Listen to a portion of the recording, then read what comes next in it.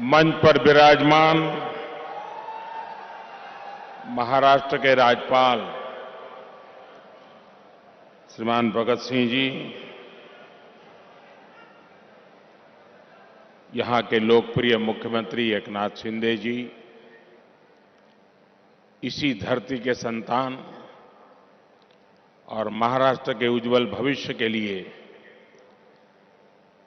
प्रयत्नरत श्री देवेंद्र जी, नितिन जी, राव साहब दानवे, डॉक्टर भारतीताई और विशाल संख्या में पधारे हुए नागपुर के मेरे प्यारे भाइयों और बहनों,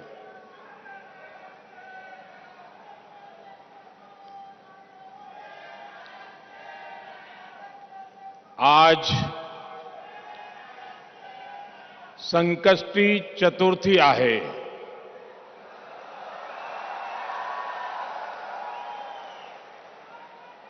कोणतेही शुभकाम करताना आपण प्रथम गणेश पूजन करतो। आज नागपुरात आहोत तर टेकडीच्या गणपती बाप्पाला माझे वंदन।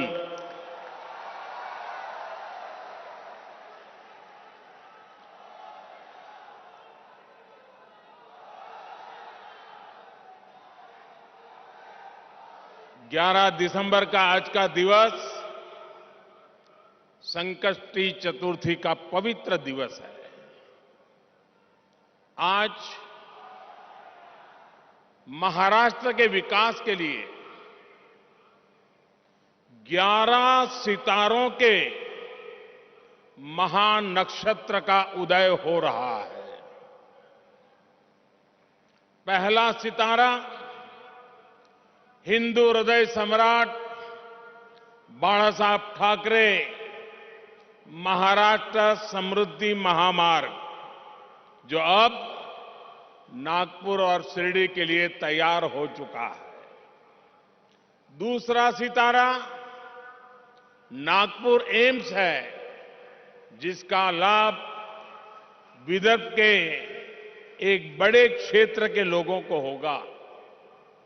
तीसरा सितारा नागपुर में national institute of one health की स्थापना है। चौथा सितारा रक्त संबंधी रोगों की रोकथाम के लिए चंद्रपुर में बना आईसीएमआर का रिसर्च सेंटर है। पांचवा सितारा पेट्रोकेमिकल क्षेत्र के लिए बेहद अहम सीपेट चंद्रपुर की स्थापना है। छठा सितारा नागपुर में नाग नदी के प्रदूषण को कम करने के लिए शुरू हुआ प्रोजेक्ट। सातवां सितारा नागपुर में मेट्रो फेज 1 का लोकार्पण और दूसरे फेज का शिलान्यास है। आठवां सितारा नागपुर से बिलासपुर के बीच आज प्रारंभ हुई वंदे भारत एक्सप्रेस है। नवा सितारा नागपुर और अजनी रेलवे स्टेशन के पुनर्विकास की परियोजना है। 10वां सितारा अजनी में 12,000 हॉर्स पावर के रेल इंजन के मेंटेनेंस डिपो का लोकार्पण है। 11वां सितारा नागपुर इटारसी लाइन के कोहली नरखेड़ रूट का लोकार्पण है। 11 सितारों का यह महानक्षत्र महाराष्ट्र के विकास को नई दिशा देगा, नई ऊर्जा देगा। आजादी के 75 साल के अमृत महोत्सव में 75,000 करोड़ रुपए के इन विकास कार्यों के लिए महाराष्ट्र को, महाराष्ट्र की जनता को बहुत बहुत बधाई।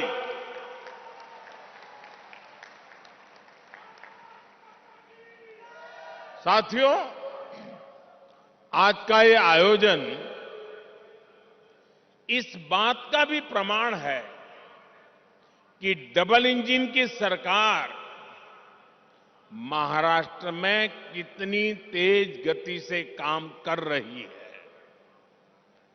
समृद्धि महामार्ग से नागपुर और मुंबई के बीच दूरी तो कम होगी ही, ये महाराष्ट्र के 24 जिलों को आधुनिक कनेक्टिविटी से जोड़ रहा है। इससे खेती किसानी को, आस्था के विभिन्न स्थलों में आने जाने वाले श्रद्धालुओं को, उद्योगों को बहुत बड़ा लाभ होने वाला है। रोजगार के नए अवसर बनने वाले हैं। साथियों, आज के दिन की एक और विशेषता है, आज जिन योजनाओं का लोकार्पण हुआ है उनमें इंफ्रास्ट्रक्चर विकास का होलिस्टिक विजन दिखता है। एम्स एक अपने आप में अलग तरह का इंफ्रास्ट्रक्चर है और समृद्धि महामार्ग दूसरी तरह का इंफ्रास्ट्रक्चर है।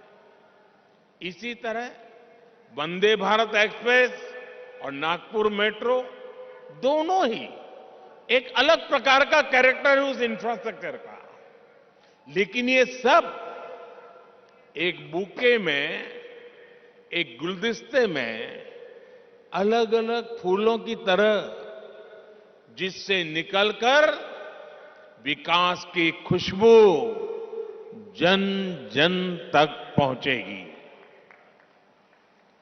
विकास के इस गुलदस्ते में बीते 8 वर्षों की मेहनत से तैयार विशाल बगीचे का प्रतिबिंब भी है। चाहे बात सामान्य मानवी के लिए हेल्थ केयर की हो या फिर वेल्थ क्रिएशन की हो, चाहे बात किसान को सशक्त करने की हो या जल संरक्षण की हो, आज पहली बार देश में ऐसी सरकार है जिसने इंफ्रास्ट्रक्चर को एक मानवीय स्वरूप दिया है। इंफ्रास्ट्रक्चर का एक ऐसा ह्यूमन टच जो आज हर किसी के जीवन को स्पर्श कर रहा है। हर गरीब को 5 लाख रुपए तक का मुफ्त इलाज देने वाली आयुष्मान भारत योजना हमारे सोशल इंफ्रा का उदाहरण है। काशी, केदारनाथ, उज्जैन से लेकर पंढरपुर तक हमारे आस्था स्थलों का विकास हमारे कल्चरल इंफ्रा का उदाहरण है। 45 करोड़ से ज्यादा गरीबों को बैंकिंग सिस्टम से जोड़ने वाली जनधन योजना हमारे फाइनेंशियल इंफ्रास्ट्रक्चर का उदाहरण है। नागपुर एम्स जैसे आधुनिक अस्पताल खोलने का अभियान, हर जिले में मेडिकल कॉलेज खोलने का अभियान हमारे मेडिकल इंफ्रास्ट्रक्चर का उदाहरण है। और इन सब में जो बात कॉमन है वो है मानवीय संवेदनाओं का तत्व, ह्यूमन टच, संवेदनशीलता। इंफ्रास्ट्रक्चर को हम सिर्फ निर्जीव सड़कों और फ्लाईओवर तक नहीं समेट सकते। इसका विस्तार कहीं ज्यादा बड़ा है। और साथियों, जब इंफ्रास्ट्रक्चर के काम में संवेदना नहीं होती, उसका मानवीय स्वरूप नहीं होता, सिर्फ ईंट, पत्थर, सीमेंट, चूना, लोहा दिखता है, तब उसका नुकसान देश की जनता को उठाना पड़ता है, सामान्य मानवी को उठाना पड़ता है। मैं आपको गोसीखुर्द डैम का उदाहरण देना चाहता हूं।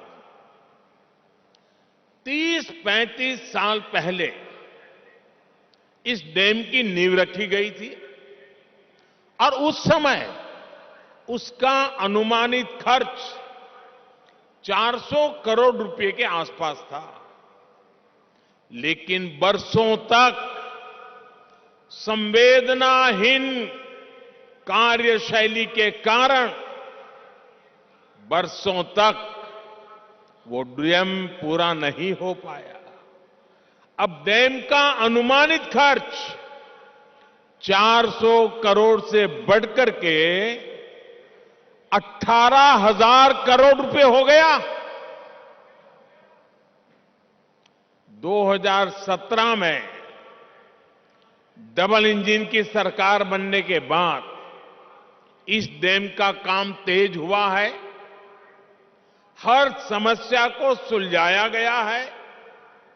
मुझे संतोष है कि इस वर्ष ये डैम पूरा भर पाया है। आप कल्पना कर सकते हैं, इसके लिए 3 दशक से ज्यादा लगे, तब जाकर इसका लाभ गांव को, किसान को मिलने लगा।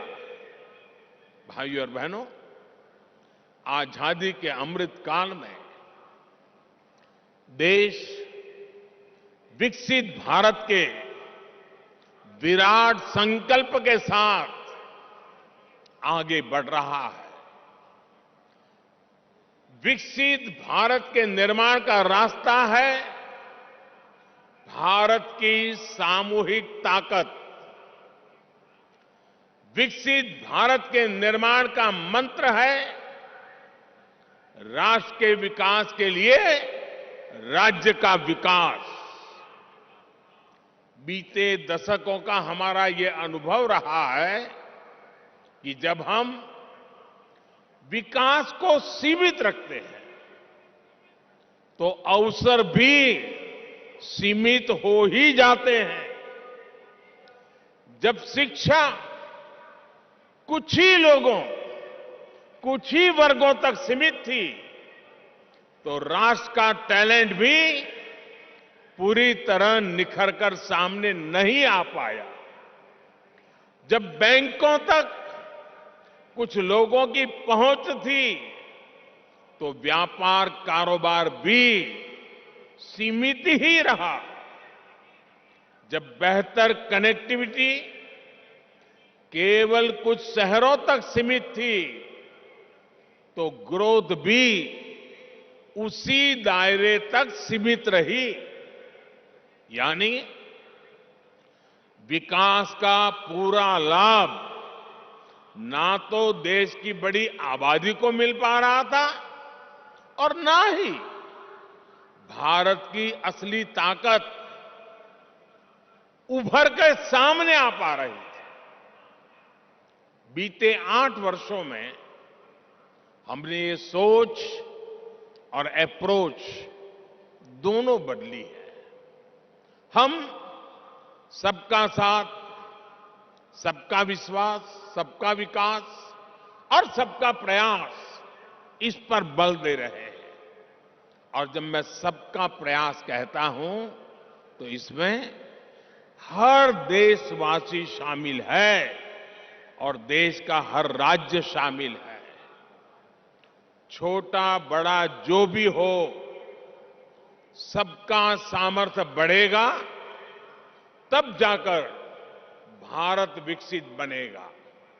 इसलिए हम उनको प्रोत्साहित कर रहे हैं जो पीछे रह गए, वंचित रह गए, जिनको छोटा समझा गया, यानी जो पहले वंचित था वो अब हमारी सरकार की वरीयता में है। इसलिए आज छोटे किसानों के लिए वरीयता के आधार पर काम किया जा रहा है। पीएम किसान सम्मान निधि का बड़ा लाभ यहां विदर्भ के किसानों को भी मिला है।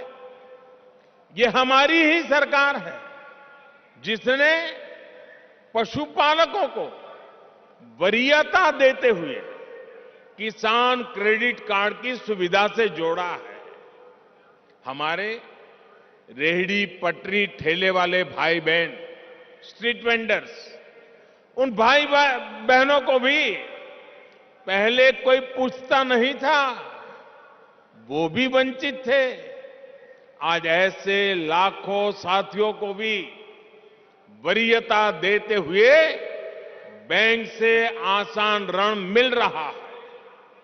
साथियों, वंचित को वरीयता, वंचित को वरीयता, इसका एक और उदाहरण हमारे आकांक्षी जिलों का भी है। देश में 100 से अधिक जिले ऐसे हैं जो आजादी के इतने दशकों बाद भी विकास के अनेक पैमानों पर बहुत पीछे थे। इनमें से ज्यादातर आदिवासी क्षेत्र थे, हिंसा से प्रभावित क्षेत्र थे। इनमें मराठवाड़ और विदर्भ के भी अनेक जिले शामिल हैं। बीते 8 वर्षों से हम देश के ऐसे ही वंचित क्षेत्रों को तेज विकास की ऊर्जा का नया केंद्र बनाने पर बल दे रहे हैं। आज जिन प्रोजेक्ट का लोकार्पण और शिलान्यास हुआ है, वे भी इसी सोच और अप्रोच का प्रकट रूप है। साथियों, आज आपसे बात करते हुए मैं महाराष्ट्र के लोगों को, देश के लोगों को भारत की राजनीति में आ रही एक विकृति से सावधान भी करना चाहता हूं। ये विकृति है शॉर्टकट की राजनीति की। ये विकृति है राजनीतिक स्वार्थ के लिए देश का पैसा लुटा देने की। ये विकृति है करदाताओं की गाढ़ी कमाई को लुटा देने की। शॉर्टकट अपनाने वाले ये राजनीतिक दल, ये राजनीतिक नेता देश के हर करदाता के सबसे बड़े दुश्मन है, जिनका मकसद सिर्फ सत्ता में आना होता है, जिनका लक्ष्य झूठे वायदे करके सिर्फ सरकार हड़पना होता है, वो कभी देश नहीं बना सकते। आज एक ऐसे समय में जब भारत अगले 25 वर्षों के लक्ष्यों पर काम कर रहा है, तो कुछ राजनीतिक दल अपने निजी स्वार्थ में भारत की अर्थव्यवस्था को तबाह कर देना चाहते हैं। हम सबको याद होगा, जब पहली औद्योगिक क्रांति आई, हिंदुस्तान उसका लाभ नहीं उठा पाया। दूसरी, तीसरी औद्योगिक क्रांति में भी हम पीछे रहे। लेकिन आज जब चौथी औद्योगिक क्रांति का समय है, तो भारत इसे गंवा नहीं सकता। मैं फिर कहूंगा, ऐसा अवसर किसी देश के पास बार बार नहीं आता। शॉर्टकट से कोई देश चल नहीं सकता। देश की प्रगति के लिए स्थायी विकास, स्थायी समाधान के लिए काम करना, एक लॉन्ग टर्म विजन बहुत ही जरूरी है। और स्थायी विकास के मूल में होता है इंफ्रास्ट्रक्चर। एक समय दक्षिण कोरिया, साउथ कोरिया भी गरीब देश था, लेकिन इंफ्रास्ट्रक्चर के माध्यम से उस देश ने अपना भाग्य बदल दिया। आज खाड़ी के देश इतना आगे इसलिए भी है और लाखों भारतीयों को वहां रोजगार मिलता है, लाखों भारतीयों को, क्योंकि उन्होंने भी बीते 3-4 दशकों में अपने इंफ्रास्ट्रक्चर को मजबूत किया है, आधुनिक किया है और फ्यूचर रेडी किया है। अरे कब आपको पता होगा, आज हिंदुस्तान के लोगों को सिंगापुर जाने का मन करता है। कुछ दशक पहले तक सिंगापुर भी एक सामान्य आइलैंड कंट्री हुआ करता था। फिशरीज से कुछ रोजी रोटी लोग कमा लेते थे, लेकिन सिंगापुर ने इंफ्रास्ट्रक्चर पर निवेश किया, सही आर्थिक नीतियों पर चला और आज वो दुनिया की अर्थव्यवस्था का इतना बड़ा केंद्र बना हुआ है। अगर इन देशों में भी शॉर्टकट की राजनीति हुई होती, टैक्स पेयर का पैसा लुटाया गया होता, तो ये देश कभी उस ऊंचाई पर नहीं पहुंच पाते जहां आज है। देर से ही सही, भारत के पास अब यह अवसर आया है। पहले की सरकारों के समय हमारे देश के ईमानदार करदाताओं ने जो पैसा दिया, वो या तो भ्रष्टाचार की भेंट चढ़ गया या फिर वोट बैंक को मजबूत करने में खप गया। अब समय की मांग है कि सरकारी खजाने की पाई पाई का उपयोग देश की पूंजी, युवा पीढ़ी के उज्जवल भविष्य के लिए निर्माण पर खर्च होनी चाहिए। मैं आज भारत के हर युवा से आग्रह करूंगा, हर टैक्स पेयर से आग्रह करूंगा, ऐसे स्वार्थी राजनीतिक दलों को, ऐसे स्वार्थी राजनीतिक नेताओं को एक्सपोज करिए। आमदनी अठन्नी, खर्चा रुपया, ये वाली कुनीति लेकर के जो राजनीतिक दल चल रहे हैं, वे इस देश को भीतर से खोखला कर देंगे। दुनिया के कई देशों में हमने आमदनी अठन्नी, खर्चा रुपया, ये ऐसी कुनीति की वजह से पूरी अर्थव्यवस्था को तबाह होते देखा है। हमें मिलकर भारत को ऐसी कुनीति से बचाना है। हमें याद रखना है, एक और आमदनी अठन्नी, खर्चा रुपया, ये वाली दिशाहीन कुनीति और सिर्फ स्वार्थ है। वहीं दूसरी ओर देश हित और समर्पण भाव है। स्थायी विकास स्थायी समाधान का प्रयास है। आज भारत के युवाओं के पास जो अवसर आया है वो हम ऐसे ही जाने नहीं दे सकते। और मुझे खुशी है कि आज देश में स्थायी विकास और स्थायी समाधान को सामान्य मानवी का भी जबरदस्त समर्थन मिल रहा है।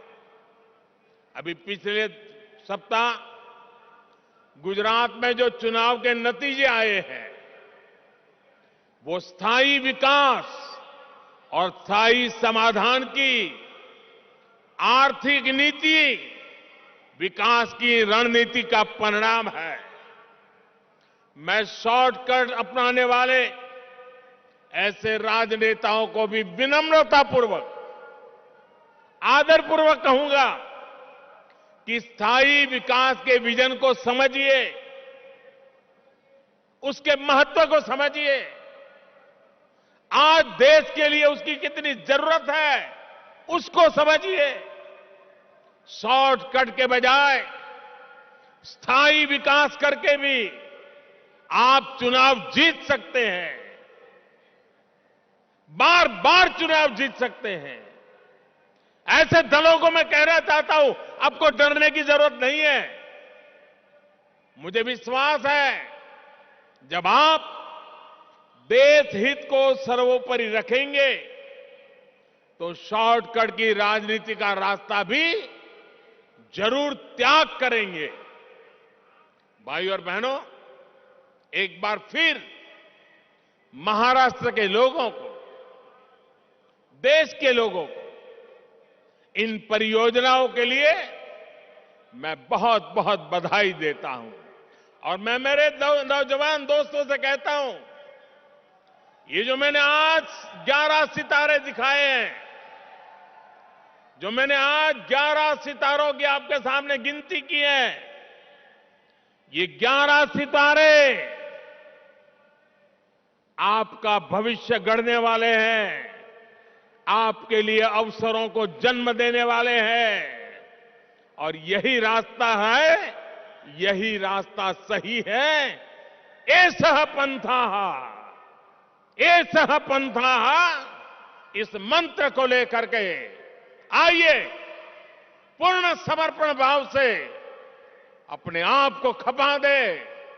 25 साल का ये मौका हम जाने नहीं देंगे दोस्तों। बहुत बहुत धन्यवाद।